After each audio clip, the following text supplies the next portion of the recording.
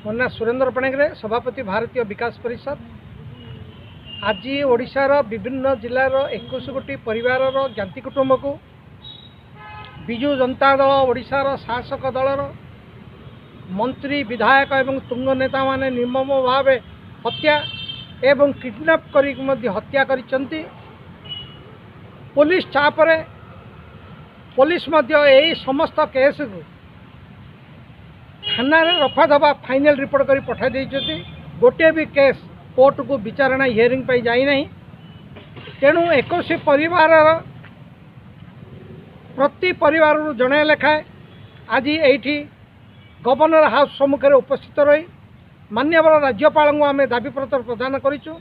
मुख्यतः 2 गोटी दाबी से परिलिखित लेखा करा गोटे हूँ ए समस्त केसर सीबीआई तदंत करी दोषी विरुद्ध में कार्यानुष्ठान ग्रहण करा जाऊ। द्वितीय केस हूँ ममिता मेहर केस दीर्घ 1 मास ओडिशा रे आईन श्रृंखला आभ्यंतरीण विपर्यस्त होती। तेणु संविधान धारा 355 लिपिबद्ध करा जायछि जे जो राज्य रे आभ्यंतरीण आईन श्रृंखला विपर्यस्त हुए संपृक्त राज्यर राज्यपाल धारा 356 प्रकार माननीय राष्ट्रपति की सुपारिश करेंगे से प्रदेश में इमरजेंसी बा जरूरीकालीन परिस्थिति लागू करने।